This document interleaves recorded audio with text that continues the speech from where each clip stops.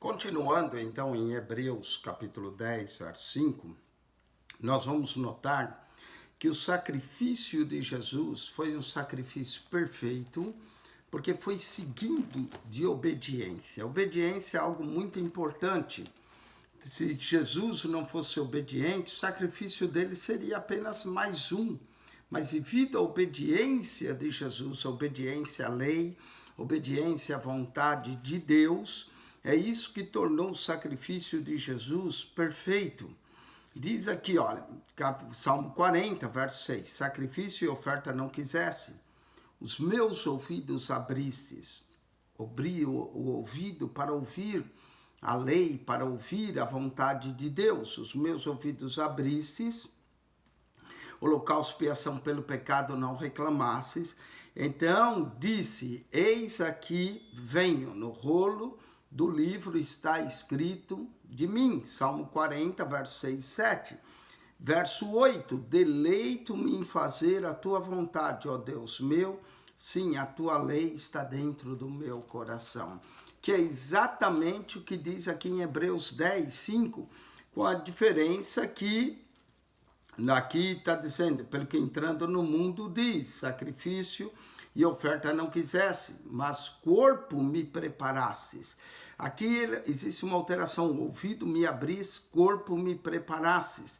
Está falando da encarnação do verbo de Deus, que o ouvido abriu para o corpo preparar, holocaustos e oblações pelo pecado não te agradaram, e eis aqui venho.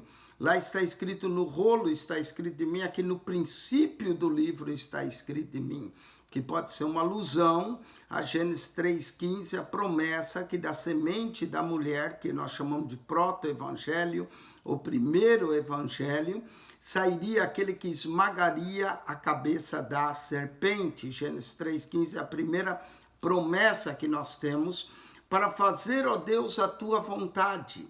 Note que os torna o sacrifício de Jesus perfeito pelo fato que ele obedeceu, foi obediente até a morte de cruz. Filipenses 2,8 diz, ele foi obediente até a morte de cruz. Hebreus 5,8 diz que ele aprendeu a obediência pelas coisas que sofreu. Então, o sofrimento de Jesus na cruz, o fato de ele ser obediente, tornou o sacrifício dele o sacrifício perfeito, porque foi seguido de obediência. O problema de muita gente é que os rituais da lei tinham virado apenas rituais. Eles não obedeciam à vontade de Deus, não faziam, não eram aperfeiçoados, e aqueles sangues que era derramado apontava para o sangue perfeito, mas não era perfeito porque não era seguido de obediência, como o sacrifício de Jesus. Verso 9, então diz, eis aqui venho para fazer, ó Deus, a tua vontade. Essa é a razão que aí ele pode dizer, tira o primeiro para estabelecer o segundo. Tira o primeiro concerto, tira o concerto da lei para estabelecer o segundo. Com o segundo concerto, a nova aliança, o novo concerto, o melhor concerto, que é digno de melhores promessas, na qual vontade temos sido santificados pela oblação do corpo de Jesus feito uma vez. Esse que é o ponto também do escritor de Hebreus. Por que aqueles sacrifícios tinham que ser repetidos ano a ano? Porque não eram perfeitos, mas o sacrifício de Cristo é o sacrifício perfeito. E assim, verso 11, todo sacerdote aparece cada dia ministrando e oferecendo muitas vezes os mesmos sacrifícios que não pode tirar pecados. Por isso que aqueles sacrifícios que não pode tirar pecados eram transitórios, eram temporários, mas o sacrifício de Cristo é o sacrifício eterno, é o sacrifício que não falha, é o sacrifício perfeito, não é? Como o Hebreus tinha dito, que estava perto de acabar, Hebreus 8:13 diz, dizendo, o novo concerto envelheceu o primeiro, então tira o primeiro e estabelece o segundo. Ora, o que foi tornado velho, que é o velho concerto, a velha aliança, se envelheceu e perto está de acabar. Como de fato acabou, que com a destruição do templo acabou tudo. Jesus havia profetizado essa destruição, porque o seu sacrifício seria o sacrifício perfeito. Mesmo depois da morte de Jesus, vamos a morte de Jesus no ano 29, 30 da nossa era, 40 anos depois, acabou, o templo foi destruído, nunca mais, e lá para cá, houve sacrifício pelos pecados, e os sacerdotes e aqueles sacrifícios que não podiam tirar pecados, acabaram-se. Porque o sacrifício de Cristo, perfeito, mas havendo oferecido um único sacrifício pelos pecados, está sentado para sempre à magistrada, à destra de Deus. Está sentado para sempre à destra de Deus. Cristo, quando diz está consumado, estava consumado, uma nova aliança foi estabelecida, subiu ao céu, assentou-se à destra de Deus, encerrou-se o sacrifício. Mesmo que eles continuarem por 40 anos fazendo, quando o templo destruiu, como disse o escritor, estava perto de ser acabado, profeticamente estava referindo ao encerrar do sacrifício, cessou-se os sacrifícios. E daqui em diante, esperando até os seus inimigos sejam postos por escabelo dos seus pés. Os inimigos de Jesus postos por escabelo de seus pés. Porque como uma só oblação, um só sacrifício, com uma só oblação aperfeiçoou para sempre os que são santificados. A obra de Cristo no Calvário é a obra definitiva. Foi seguida de obediência, foi ele que cumpriu a vontade de Deus, obedecendo, sendo obediente, obediente até morte, morte de cruz, sacrifício perfeito, porque foi com obediência de Jesus. E aperfeiçoou para sempre os que são santificados. Verso 15, e também o Espírito Santo nolo testifica, porque depois de haver dito, esse é o concerto que farei com eles. Depois daqueles dias, diz o Senhor, porei as minhas leis em seu coração, escreverei em seu entendimento, e acrescentei, jamais me lembrarei dos seus pecados e das suas iniquidades. Agora o escritor está cotando Jeremias 31, 33 e 34. O profeta Jeremias já apontava para uma nova aliança, um novo concerto, uma aliança não escrita em tábuas de pedra, mas aonde a lei, a vontade de Deus seria escrita em nossos corações, por meio de nosso Senhor e Salvador Jesus Cristo, que estabeleceu esse novo concerto, essa nova aliança, não é? Jeremias 31, 31 diz, eis que dias vem, diz o Senhor, que farei um concerto novo, já mencionava aqui, com a casa de Israel e com a casa de Judá. Verso 32, não conforme o concerto que fiz com vossos pais, no dia em que os tomei pela mão para os tirar da terra do Egito. Qual era aquele concerto? Concerto da lei, da península do Sinai, porquanto eles invalidaram o meu concerto. Não foi Deus o infiel, foram eles que não conseguiram cumprir, apesar de eu os haver deposado, diz o Senhor. Mas esse é o concerto que farei com a casa de Israel depois daqueles dias, diz o Senhor. Porei a minha lei no seu interior e as escreverei no seu coração. Note que a lei de Deus não está mais em tábuas e pedra, mas agora ela é escrita no nosso coração. Escreverei no seu coração e eu serei seu Deus e eles me serão meu povo. Que entendimento profundo o escritor dessa carta está dando. Ele menciona o Salmo 40, da vontade de Deus, não se agrada de sacrifício, e depois diz de um novo concerto, juntando essas duas profecias de Jeremias e a do Salmo 40, ele então está escrevendo para nós esse capítulo e provando que isso aconteceu em Jesus, porei as minhas leis, escreverei o novo concerto que Cristo trouxe, é a sua lei dentro de nós, é o Espírito Santo testificando no nosso espírito, a presença do Espírito de Deus em nosso coração, escrevendo a lei de Deus em nosso coração. E diz ainda, promete, olha que promessa, jamais me lembrarei dos seus pecados e de suas iniquidades. O perdão, a misericórdia, a graça que provê de Deus, superior ao antigo concerto da lei, onde há remissão desses, não há mais obligação pelo pecado. Aonde está a remissão desses? Está no sacrifício de Jesus, no sacrifício perfeito.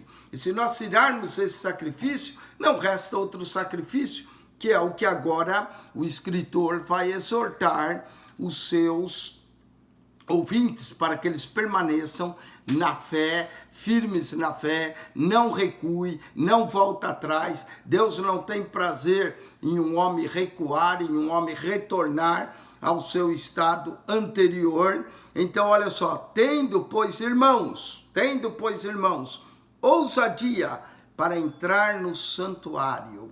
Como é que a gente pode entrar nesse santuário? Pelo sangue de Jesus. Pelo sangue de Jesus. O novo e vivo caminho. Pelo sangue de Jesus. Pelo novo e vivo caminho que nos consagrou pelo véu, isto é, pela sua carne. O véu do templo foi rasgado ao mesmo tempo que a carne de Jesus era rasgada naquela cruz. O véu do templo foi rasgado e agora a gente tem acesso ao Santo dos Santos, coisa que o sumo sacerdote, de acordo com a lei, só podia fazer uma vez por ano e tinha que ser repetida. Mas agora, rasgado o véu do templo, rasgado na carne de Jesus na cruz, nós temos o acesso a Deus pelo novo e vivo caminho, que é pelo sangue de Jesus, consagrado pelo véu, isto é, pela sua carne. E tendo um grande sacerdote sobre a casa de Deus. Olha, o livro de Hebreus fala de coisas grandes, não é? O livro de Hebreus menciona um grande sacrifício no capítulo 7. O livro de Hebreus ainda menciona esse grande sacerdote no capítulo 9, verso 21.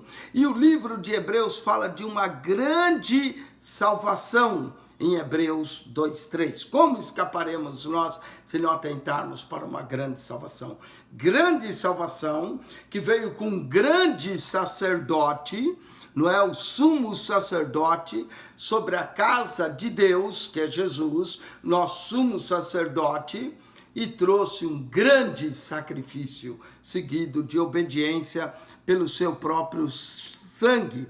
Ora, visto que nós temos agora, pelo sangue de Jesus, esse novo vivo caminho, que nos consagrou pelo véu, rasgando o véu, temos um grande sumo sacerdote na casa de Deus, o grande sacerdote sobre a casa de Deus, verso 22, cheguemo-nos. Ele já tinha dito isso lá no 4,16, né? Cheguemos, pois, confiança ao trono da graça. Cheguemo-nos agora com verdadeiro coração, o coração purificado das obras más, o coração escrito a lei de Deus, em inteireza de certeza de fé. Inteireza, estar inteirados da fé, de certeza, porque a fé é certeza. Tendo o coração purificado, olha só, da má consciência e o corpo lavado com água limpa.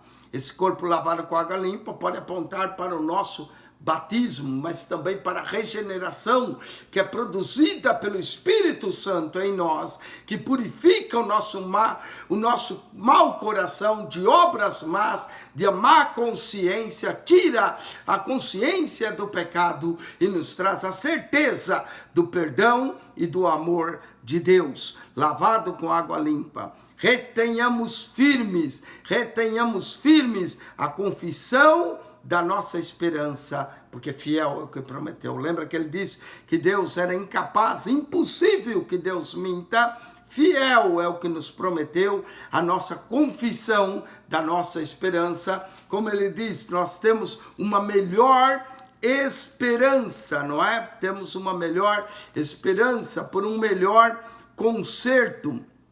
Então, esse concerto é o concerto eterno. 7,19 diz aqui, ó, nos introduziu uma melhor esperança. Cristo nos introduziu uma melhor esperança. Então, retenhamos firme a confissão da nossa esperança. E por quê? Porque fiel é o que prometeu. Quem prometeu? Deus. E Deus não volta atrás. Deus não mente, não é? As coisas irrevogáveis, como ele diz no 6,18, né? Porque duas coisas imutáveis, nos quais é impossível que Deus minta.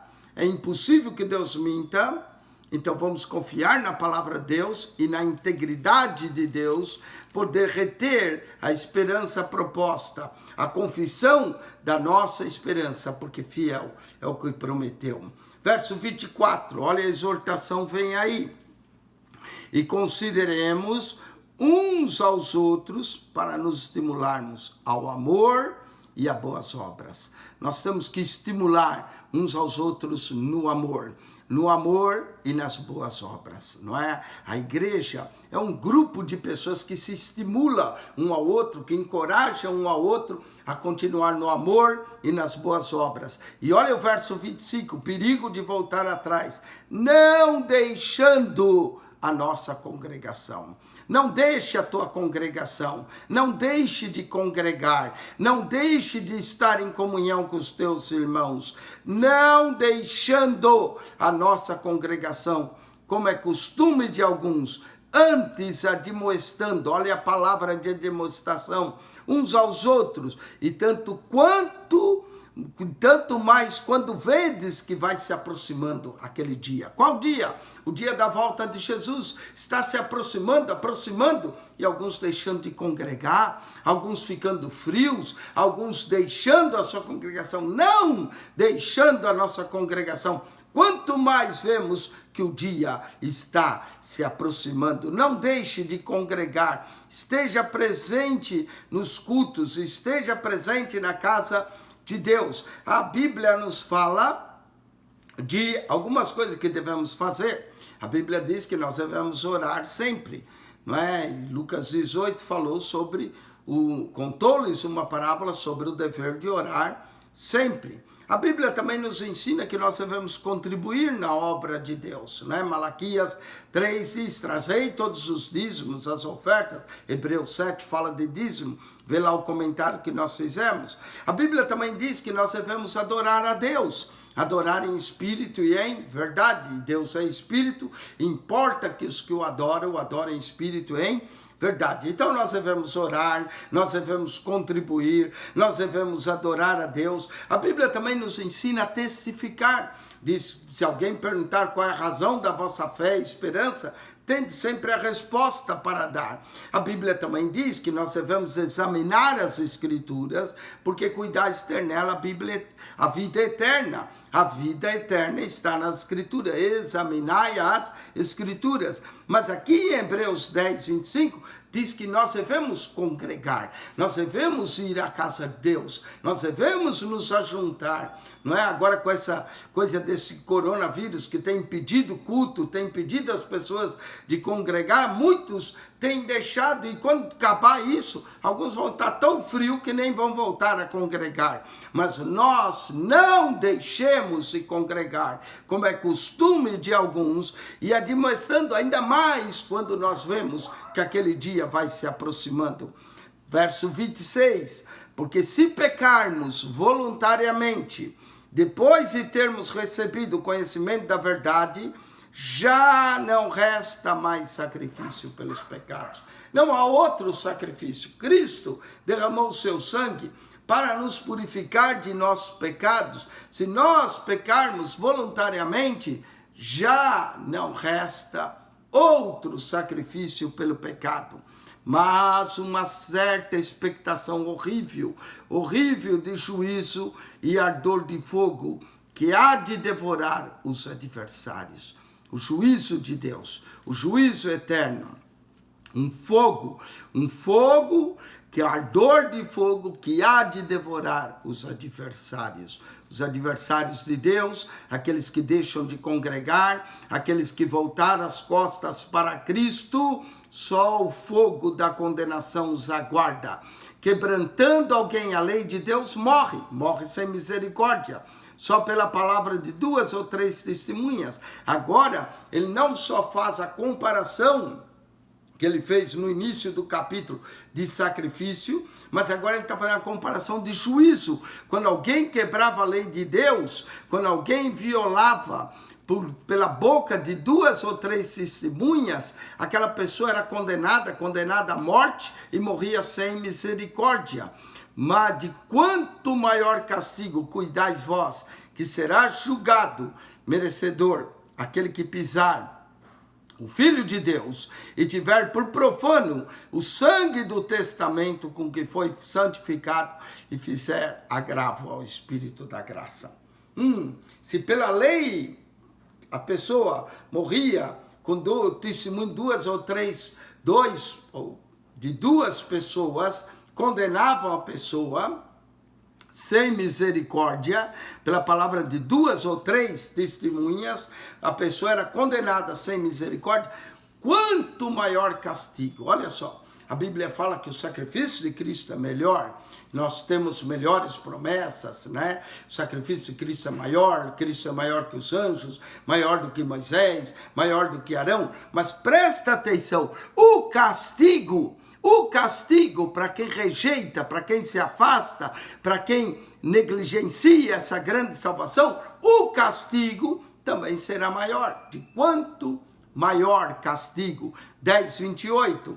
Alguém de quanto maior castigo cuidais vós, será julgado merecedor aquele que pisar o Filho de Deus e tiver por profano o sangue do testamento com que foi santificado e fizer agravo ao Espírito da graça. Cuidado para não agravar a graça. Como é que podemos agravar? Pecando voluntariamente. Pecando, agora eu quero pecar, pronto, vai pecar voluntariamente e aí está fazendo agravo ao Espírito da graça. Porque bem conhecemos aquele que disse, minha é a vingança, eu darei a recompensa, diz o Senhor. E outra vez, o Senhor julgará o seu povo. Horrenda coisa é cair na mão do Deus vivo. Irmãos, Deus é misericordioso, Deus é amor, Deus é compassivo, Deus é longânimo, Deus é maravilhoso, Deus é gracioso. Mas quando Deus se ira, quando Deus fica irado, horrenda coisa é cair na mão do Deus vivo. Horrenda coisa é cair. Lembrai-vos, porém, dos dias passados, em que depois de serdes iluminado, suportais grande combate de aflições. Essa comunidade a quem o escritor está escrevendo já tinha no passado suportado grandes combates de aflições, mas agora parece que estavam desanimados, não é? Parece que estavam enfraquecidos, pensando em voltar atrás, deixar o caminho da verdade, deixar de congregar. E em parte fossem feitos espetáculo com vitupérios e tribulações, em parte fosse participante com os que foram tratados. Eles passaram vitupérios, passaram tribulações, foram participantes, foram maltratados, não é? Porque também vós vos compadecesse dos que estavam nas prisões. Eles tinham compaixão por aqueles que estavam presos e com gozo permitisse a expulsão de vossos bens. Haviam dado seus bens para os presos, haviam lembrado dos presos, sabendo que em vós mesmos tendes nos céus uma possessão melhor e permanente. A nossa herança no céu também é melhor, é permanente. Veja que eles viram alguns irmãos presos, tiraram seus bens, deram, compartilharam com alegria para receber no céu uma melhor possessão. E não rejeitasse, pois, a vossa confiança, que tem grande e avultuado galardão. O galardão também é grande, a recompensa é melhor no céu, porque necessitais de paciência, para que depois de haver feito a vontade de Deus, possais alcançar a promessa. Olha, depois de haver feito a vontade de Deus, temos que ter paciência. A fé também se mostra na paciência, não é? Na vossa paciência, possuir as vossas almas, tendo que ter paciência para alcançar a promessa. Verso 37, porque ainda um pouquinho de tempo, se na época que o escritor escreveu, já tinha declarado que um pouquinho de tempo, o que há de vir, virá, e não tardará. Imagine em nossos dias, o que há de vir está cada vez mais próximo, né? Ele virá e não tardará, ele chega na hora certa, ele chega no momento certo, na hora em que não penseis, o Filho do Homem virá, porque ainda um pouquinho de tempo que há de vir, virá e não tardará. E agora ele cota Hebreus 2:4. Paulo também cota isso em Romanos 1:17. Mas o justo, ele cota Abacuque 2:4, né? Mas o justo viverá da fé. Paulo cota isso também em Romanos 1:17. Mas o justo viverá da fé. O justo vive da fé. Mas olha o que ele acrescenta. E se ele recuar, se ele voltar atrás, se ele abandonar o caminho, a minha alma não tem prazer nele. Jesus tinha dito isso, aquele que lança a mão no arado e olha para trás, não é digno do reino dos céus. Nós não somos daqueles que recuam, nós somos daqueles que avançam. O escritor vai mostrar, o mais um pouquinho de tempo que há de vir virá, não tardará. Vamos prosseguir com fé. A fé verdadeira vai até o fim, guardar o bom depósito da fé. Se o homem perde a fé, ele perde tudo. O homem pode perder todas as suas possessões na terra, mas se ele não perde a fé, ele continua. Foi o que aconteceu com Jó. Jó perdeu tudo, Jó perdeu suas possessões, Jó perdeu seus filhos, Jó perdeu a sua saúde. Jó perdeu tudo praticamente, só não perdeu uma coisa, a sua fé. E por causa da sua fé recuperou tudo, não é? Então, o justo vive da fé, a fé manda prosseguir, a fé não é daqueles que recuam, não é daqueles que voltam para trás. A fé é o nosso galardão, a nossa recompensa, a nossa esperança está na frente. Não vamos recuar. Se recuamos, se desistimos, se paramos, há um castigo. Vamos cair na mão do Deus vivo, porque pisamos o Filho de Deus, voltamos à vida do pecado. Não há coisa pior do que essa, porque ainda um pouquinho de tempo que há de vir, virá e não tardará. Mas o justo viverá da fé. E se ele recuar, a minha alma não tem prazer nele. Nós, porém, diz o escritor, olha que encorajamento, que palavra de vamos adiante, que palavra de exortação, chamando a atenção para não desistir, para não parar de congregar, para não voltar à vida do pecado. Nós, porém, não somos daqueles que se retiram para a perdição, mas daqueles que crê para a conservação da alma. Nós não somos daqueles que se retiram para a perdição, mas daqueles que creem, que mantêm a fé viva, que mantêm uma fé eficaz no Filho de Deus, mas aqueles que creem para a conservação da alma. Conserva a tua alma, conserva a tua fé, mantém-se firme. Está apertado, está difícil, não está fácil. Saiba que no mundo inteiro os meus irmãos sofrem as mesmas aflições, mas há uma recompensa. Há uma recompensa, há um galardão. Olha, se alguém abandona a fé, vai cair na mão do Deus vivo, e horrenda coisa é cair na mão do Deus vivo. Vai receber um maior castigo. Maior castigo. Nós não somos daqueles que se retiram para a perdição, mas daqueles que crê para a conservação da alma. Com isso, encerramos esse capítulo 10. Vamos voltar no capítulo 11 para falar sobre a fé, o grande capítulo da fé e o maior capítulo do livro de Hebreus, capítulo 11. Quem esteve convosco? Pastor Eugênio Piacentini. Ajude a divulgar o nosso canal. Que Deus te abençoe em Cristo Jesus.